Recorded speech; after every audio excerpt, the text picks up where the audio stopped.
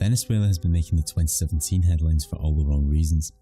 Despite being the most oil-rich nation in the world, it's estimated around half its population live in poverty. Over 160 people have been killed in protests involving riot police, and basic necessities have become scarce, resulting in weight loss this year among 3/4 of the population.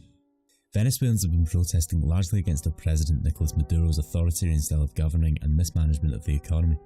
Since he was elected in 2013, he's been consistently criticised for trying to unconstitutionally grab power and restrict freedom of the press, and Venezuela's homicide rates have risen with its market currency value plummeting. But these statistics don't actually tell the full story. How Venezuela went from being the richest country in South America to a poverty-stricken authoritarian regime goes all the way back to 1998.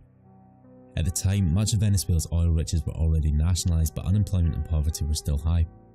Anger amongst the population created fertile ground for socialist Hugo Chavez to win the 1998 election, promising to redistribute wealth more evenly by regulating the market and further nationalising the oil reserve.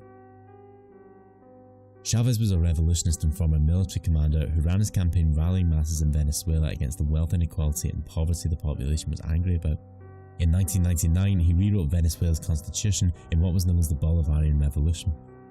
When oil prices began to boom throughout 2003 to 2008, Chavez took advantage and massively expanded the country's oil industry, employing more people on the oil rigs and using the wealth to provide the poor with food and socialised healthcare and education. This blue chart shows how government spending per capita rose by 80% throughout Chavez's presidency. Many Venezuelans were now effectively living on the wealth created by the country's oil. With Chavez's health problems affecting his role as president throughout 2012, he publicly endorsed Venezuela's then foreign minister Nicolas Maduro as his potential successor. After Maduro's short spell as vice president, Chavez died of his cancer in March 2013. By then, his socialist and nationalising policies had helped cut poverty in half to under 30%. Maduro assumed the role as interim president, but was under fire straight away following accusations of violating Venezuela's constitution, and he immediately increased the powers of the country's military and police force to try and keep stability. He won the formal presidential election that April and was then officially inaugurated. His mobilisation of the police and military quickly raised concern amongst the population, and 8 months into his presidency, Venezuela's National Assembly granted Maduro the power to rule by decree, giving him much more power over the country. 58% of the National Assembly's seats belonged to Maduro's United Socialist Party of Venezuela and its political allies, which helped him achieve this. He continued Chavez's economic policies, which meant continuing to walk the tightrope of a highly oil-dependent economy, and this brings us to the legacy of Chavez. Oil demand fell throughout 2014 and the price drop saw Venezuela's deficit increase. With Chavez having nationalised Venezuela's big businesses, tax revenue had plummeted.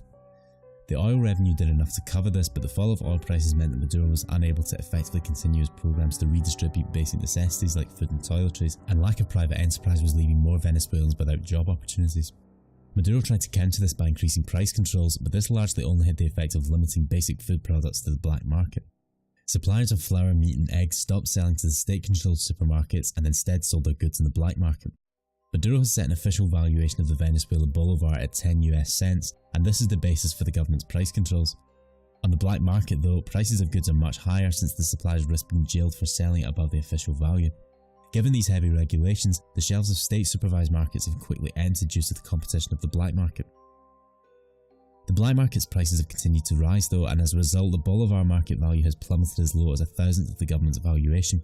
Ordinary Venezuelans don't have access to the government's currency valuation because the reality is that no one wants to invest in it. As a result, everyone's savings have become almost worthless.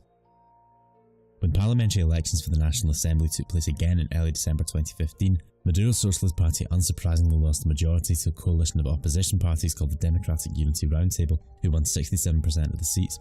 Before the new assembly took office a month later, lawmakers allied with Maduro called for special sessions for the lame duck assembly so they could quickly swear in 16 new hand-picked members of the Supreme Tribunal of Justice. Along with the 16 members appointed the previous year, they made up a 32-seat Supreme Tribunal that was loyal to Maduro and his Socialist Party.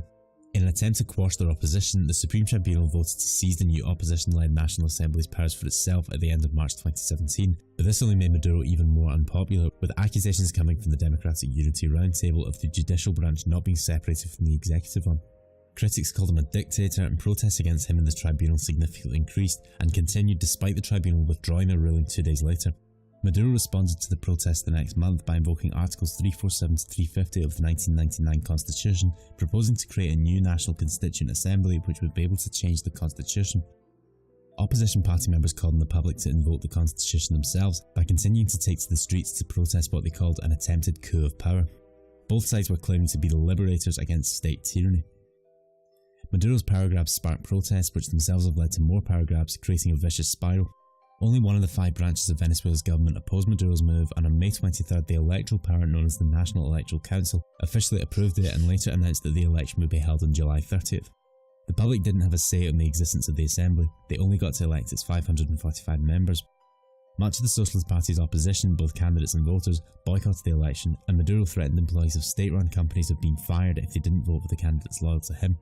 Opposition to Maduro did their best to stop the election by blocking roads to polling stations and even using violence against government officials, but voter fraud and corruption saw Maduro's party win a majority. Most of the West and its allies in South America refused to recognise the election result, with the US and Canada imposing sanctions on the Venezuelan government. Some countries did recognise the election, however, including China and Russia. The opposition-led National Assembly still refuses to recognise the regime-led National Constituent Assembly, meaning that both powers claim legitimacy of the legislative branch of Venezuela's government. The Constituent Assembly has the power to change the constitution until the end of July 2019, 2 years on from the election. So far they've been using their power to continue to pass legislation by decree, causing more riots and instability throughout the country.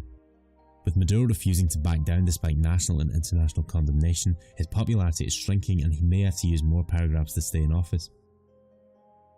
It's hard to call where exactly the country goes from here. It seems unlikely that Maduro will step down anytime soon, especially if his loyalists do change the constitution. Maduro is unlikely to lose power since he's surrounded by government officials and military loyal to him. But he's been heavily condemned by the West, and US President Donald Trump has even touched on the possibility of military action in Venezuela. Millions of Venezuelans are in poverty and have no consistent means of acquiring food, and Maduro continues to use this to his advantage. The effect this has on people's lives leads to protests and riots, which lead to more attempted power grabs, which themselves lead to more rioting. It's a devastating spiral that shows no sign of ending in the foreseeable future.